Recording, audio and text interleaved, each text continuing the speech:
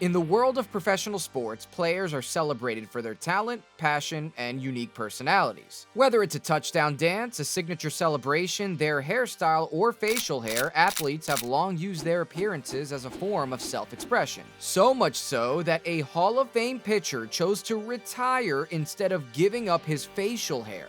But there's one team that still believes personal expression concerning player appearances has no place on the field. Welcome to the New York Yankees, the most storied franchise in baseball, if not in all of sports, yes, but also home to one of the most outdated, rigid, and downright absurd policies in all of sports. I'm talking about, of course, the New York Yankees appearance policy. From benching players for not following it, to having players refuse to sign with them because of it, to being made fun of by The Simpsons for it, to being called out by ex-Yankee players, it is without a doubt that if the Yankees do not get rid of their appearance policy soon, it will slowly lead to the franchise's downfall.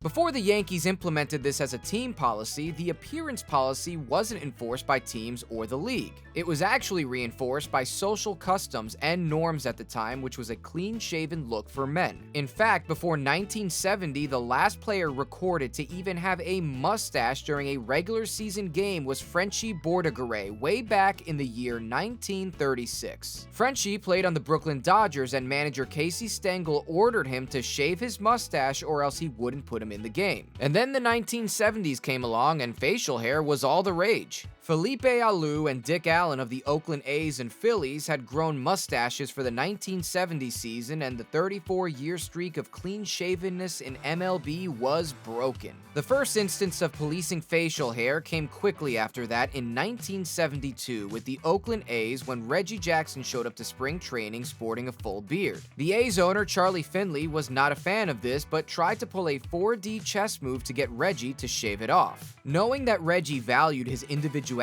Finley instructed 4 other players to grow their facial hair out, thinking that Reggie would shave his beard to continue to be different and not just part of the crowd. Raleigh Fingers was one of them. He said, "We all started growing our mustaches at spring training because of Reggie to get him to shave his off." He said they figured their manager Dick Williams would tell them to shave them off and then Reggie would shave his off, and it didn't quite work out that way. It really didn't work out too well, and Finley actually reversed Uno'd himself because he started growing fond of the mustaches on his team as more players were growing them out. He dubbed Father's Day that year as Mustache Day and offered $300 to any player who could grow a mustache by Father's Day. And guess what? All 25 players on the roster did, including manager Dick Williams. Finley even offered any fan showing up with a mustache to the June 18th Father's Day game was allowed in for free, which turned out to be 7,000 fans out of the 26,210 total in attendance. The A's were then nicknamed the Mustache Gang and would play the Reds in the '72 World Series. The Reds were a completely clean-cut team, and the World Series matchup was nicknamed the Hairs versus the Squares. Some of the more legendary mustaches from the Mustache Gang are still talked about today, like Catfish Hunter, Raleigh Fingers, Dick Williams, and Reggie Jackson, all Hall of Famers with Hall of Fame facial hair. The very next year, in 1973, a group led by George Steinbrenner bought the New York Yankees from CBS for $8.8 million, which, adjusted for inflation today, would be about $57.7 million. Not a bad deal considering the Yankees, as of 2024, are worth $7.5 billion. Steinbrenner immediately would begin to wage war with players and their appearance while wearing the Yankee uniform. On opening day 1973, he became furious during the national anthem as he noticed his players remove their hats for the Star-Spangled Banner and how long their hair was. Steinbrenner, who attended Culver Military Academy and spent 2 years in the United States Air Force during the Korean War, was honorably discharged in 1954. He was commissioned the rank of first lieutenant. This military background of strict grooming standards surely made Steinbrenner run his team in the same way. Back to opening day and the Star-Spangled Banner, he wrote down the jersey numbers of each player who he felt had unacceptable hair. He wrote down their jersey numbers because Steinbrenner at that point still did not know the names of the players on his team well enough. The numbers he wrote down were 1, 15, 17, and 28. These numbers corresponded to Bobby Mercer, Thurman Munson, Gene Michael, and Sparky Lyle. George then gave the list to manager Ralph Houck so the players can be reprimanded after the game was done.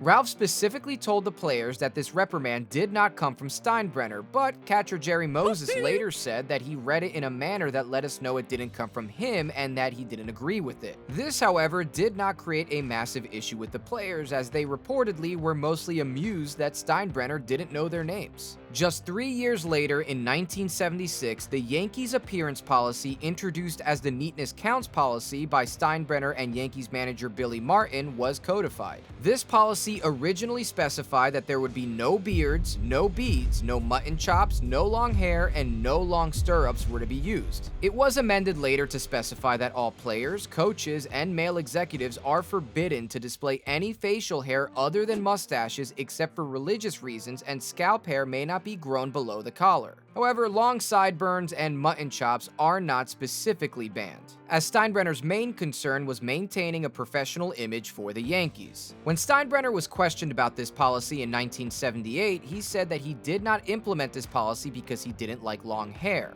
but that he did try to instill a certain sense of order and discipline that he believed was important for athletes to have. Contrary to popular belief, this was not something that was specific to the Yankees, however. The Cardinals in 1977 made players shave their facial hair, but players like Al Raboski refused to comply with manager Vern Rapp's order to shave. He said he felt that it took away from his mad Hungarian personality, and that took away from his ability to pitch at his best. He just felt more intimidating with it. Hey, come on. Oh, you shut up, man. Hey, you ever say what you said that one? Yeah. Say. That's part of the business.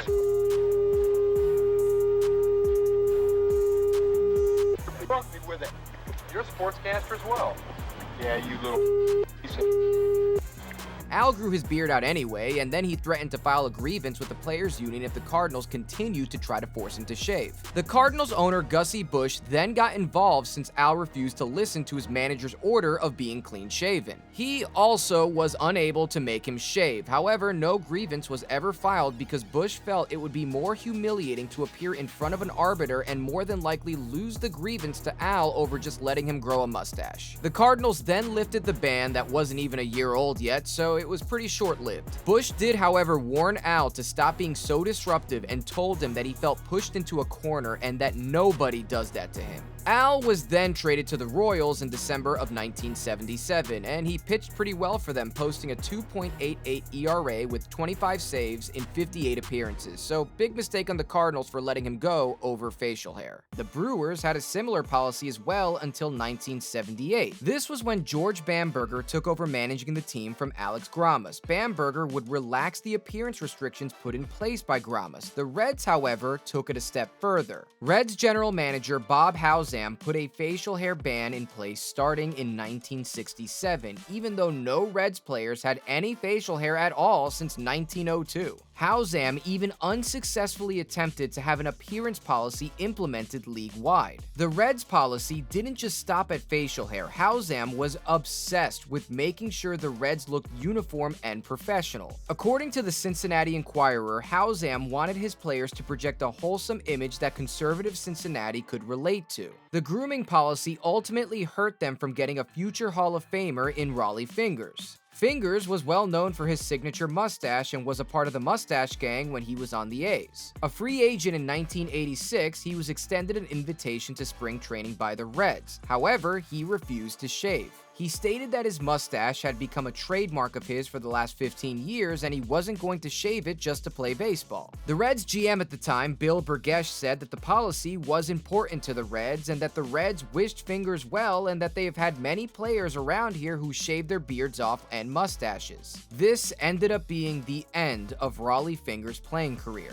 And this is just one of the many stories of how the appearance policy has caused teams to either get rid of players or have players disqualified disqualify them from contract consideration. In 1982, the Reds traded for Jim Kern, who was a pitcher. Kern had a glorious beard that he shaved when he arrived at spring training for the Reds. By August of that year, he started growing his beard back out, and he told the New York Times that if it meant a fight, it'll be a fight. Well, there was no fight to be had because just 2 weeks later, Kern was traded to the White Sox where his beard came back fully. Also in 1982, Wayne Krejci was traded from the Orioles to the Reds. Wayne, who had a mustache, shaved it as soon as he joined the Reds in spring training. However, the Reds used Wayne's 1981 Orioles photo in their media guide. Their facial hair ban was so serious that they not only retouched the photo to change the Orioles hat and the jersey to a Reds one, but they attempted to white out his mustache that was breaking policy in the photo. The finished product is one of the most bizarre official photos in MLB history. Although it may seem strange, the time of the Reds and the Yankees appearance policies existing at the same time actually created a weird circumstance, where a player could leave or be traded from the Reds to the Yankees, and because they were now on the Yankees, they could finally grow some form of facial hair. Albeit just a mustache, it's still facial hair nonetheless. The Yankees then became the only team in Major League Baseball to have an appearance policy starting in 1999.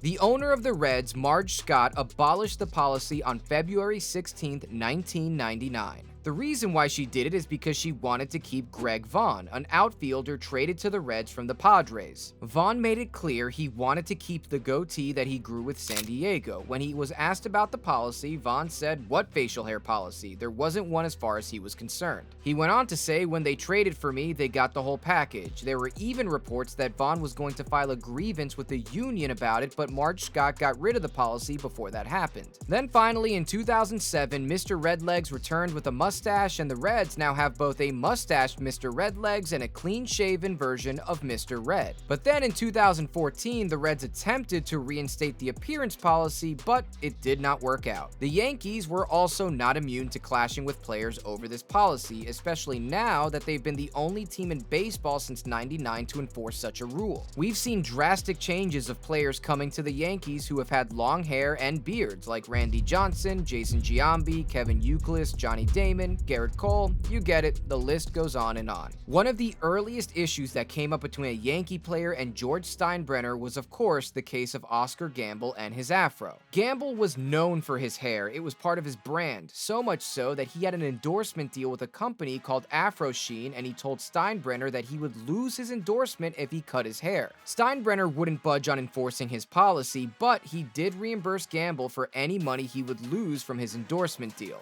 And so Gamble unfortunately cut his hair, which is one of the most glorious fros in baseball history. I mean, look at it, man. The Yankees definitely missed out. Lou Piniella went and challenged the policy once during spring training. He cited that Jesus had long hair, to which Steinbrenner then pointed at a swimming pool and told Piniella, "If you can walk on water, you can wear your hair any way you want." And honestly, that's actually pretty hilarious. This leads us to probably the most famous clash of a Yankee and Steinbrenner over this dumb policy. In April of 1990, Don Mattingly signed a 5-year, $19.3 million deal, which made him the highest paid player in the league at that time. He was then named the captain of the Yankees on March 1st, 1991. And by August 15th, 1991, he was benched and fined $250 plus an additional $100 each day he didn't get a haircut. Yankee fans were understandably furious about this. The team was in a rebuilding phase and would finish 4th in the division that year, yet here they were benching their superstar player, the highest paid player in baseball, and their captain over a haircut. They supported Donnie Baseball with signs and cheering louder than usual for him. The next day, after getting benched and fined, the Yankees allowed Mattingly back in the lineup as he told them that he would cut his hair soon, which he did a couple of days later. Don Mattingly. It's a very large ovation from the fans here. And he still has all his hair. Mattingly, however, was understandably furious about this. He said if the GM Gene Michael wants players to do exactly what he says, then he should be the pitching coach, the batting coach, the fielding coach, and come down and be a part of it, but also take part of the blame too. He then spoke on being the captain of the Yankees, saying that they should take that away as it doesn't seem to mean anything. He said, "Take it, it's been stripped, I've been impeached." He went on to grill the Yankees by saying he maybe doesn't belong in the organization anymore and that the haircut issue might make it easier for them to trade him since he obviously doesn't fit in. The Yankees policy got so much media attention that even The Simpsons had an episode where Mr. Burns had a baseball team with Mattingly on his roster. I thought I told you to trim those sideburns. Go home. You're off the team for good. Fine. Still like him better than Steinbrenner. The best part of this is that Mattingly voiced himself in that very episode. But one of the weirdest things about Mattingly and the grooming policy is that when he was hired to be the manager of the Marlins in 2016, he implemented Steinbrenner's grooming policy with that team. But this only lasted 1 year before he lightened up on it in 2017. The Marlins also had to deal with this back in 2006 when former Yankee Joe Girardi became the manager. In his only season as manager of the Marlins, he also implemented the grooming policy, which was dissolved in 2007 after he left the team. And then this happened a third time in 2018 when Derek Jeter became the CEO of the Marlins. But he made a promise to the players they can keep their facial hair as long as it's well groomed, so it was a much more relaxed version of Steinbrenner's rules. George Steinbrenner would ultimately give control of the Yankees in 2006 to his sons Hal and Hank, who continued to enforce the appearance policy that has become synonymous with the Yankees. Before we move forward, I'd like to take a moment to try and save you some money. Shout out to SeatGeek for sponsoring. You can use promo code JabroniBaseball to get $20 off your first purchase. SeatGeek is the official ticket marketplace of Major League Baseball. You can use SeatGeek for sports, concerts, music festivals, Broadway shows, comedy shows, and more. Again, my viewers get $20 off their first purchase with code JabroniBaseball. That's one word, all caps. Click the link in the description to download the app.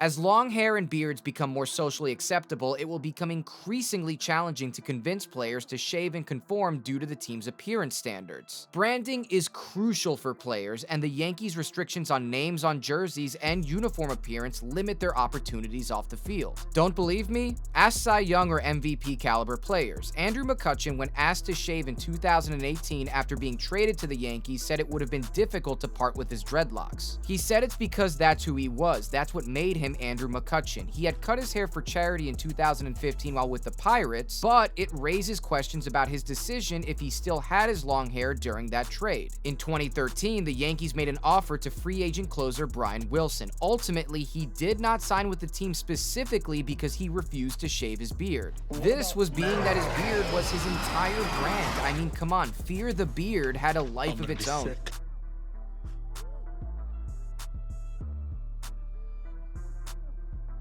It makes sense as to why he refused to do it and join the team. David Price, who was a free agent in 2013, said that he didn't want to sign with the Yankees because he didn't want to shave his beard. He talked about how much he liked the freedoms of playing for the Rays and manager Joe Maddon. He goes on to praise the ways that the Rays do everything over there. Specifically, he was highlighting how Joe Maddon lets them be comfortable in their own skin. This policy ultimately caused the Yankees to miss out on a player who averaged 31 games a year with a .653 win percentage, an ERA of 3.41, an ERA plus of 123, a WHIP of 1.1, and multiple top Cy Young finishes over the next 10 years because they didn't want to let him keep his beard. The Yankees have gained criticism from players, fans, and the media. Even independent marketing executives commented on how the Yankees brand is strong, but it does have a negative impact on creating individual player brands. Even more recently, we can take a look at Alex Verdugo, for example, someone who always always wore a ton of chains with the Red Sox. It started becoming part of his personality, his brand, and his unique look on top of his beard. Yet when he joined the Yankees, he had to shave his beard and tone it down on how many chains he was allowed to wear on the field. In a game where individualism is praised more and more, players are becoming more savvy on how to market themselves. Just in 2024 alone, the Yankees traded for closer Devin Williams. He was asked about having to shave his beard for the Yankees, to which he responded that he would keep his beard for as long as he can and that it's probably been about 6 years since he's been clean shaven.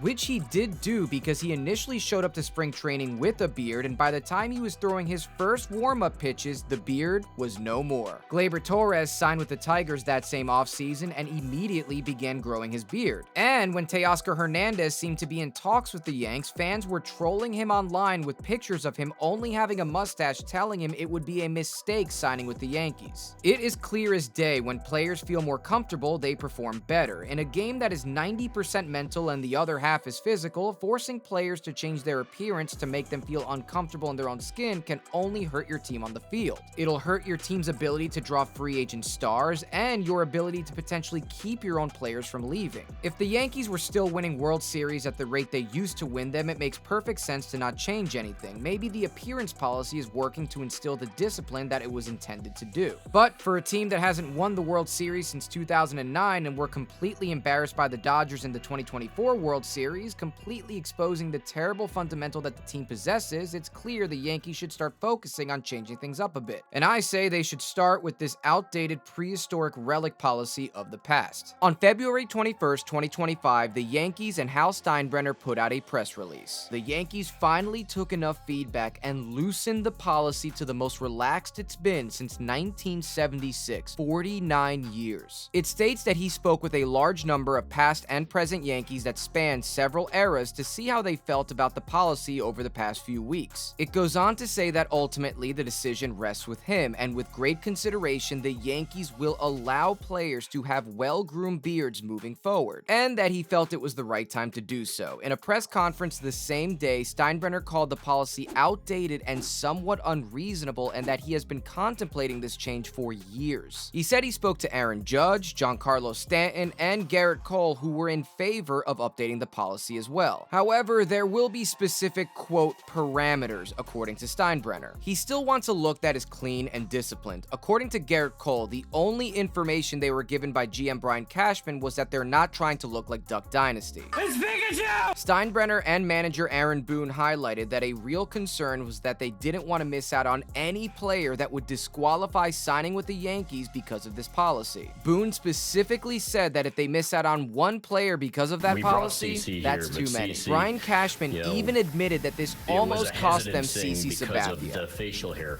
situation, because, you know, he liked to have that.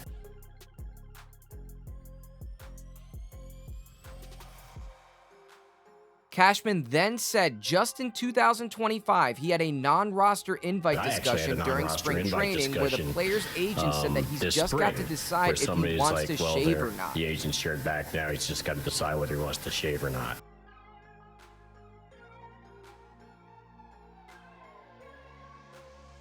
This has clearly been a long time coming, and it's very clear that over the years, there seems to be more and more pushback to the Yankees to just loosen the policy. Even Derek Jeter posted a picture of himself on Instagram the same day in a Yankee uniform with a Photoshop beard that has the caption "New Rules." So now we get to see how far is too far with this new policy. Who is the arbiter of whether or not a beard is well groomed? I guess we're gonna find out one way or another. Steinbrenner ultimately said that the vast majority of men in their 20s, 30s, and 40s in this country have beards. He brought up that the vice president has a beard, members of Congress have beards, and that it's just part of who younger men are. It's part of their character and persona. There are more teams out there willing to pay money for top-shelf free agents. It isn't just the Yankees offering top dollar anymore. Teams need every bit of leverage to get players to sign with them. I mean, look at the Juan Soto contract. It took the Mets to offer security detail for Juan Soto's family and suites on top of the money to get him.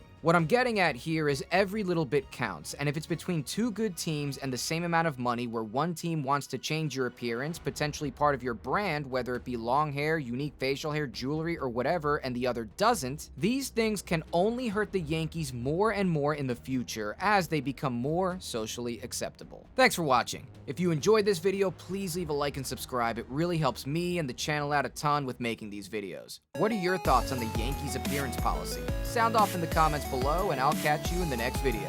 Later.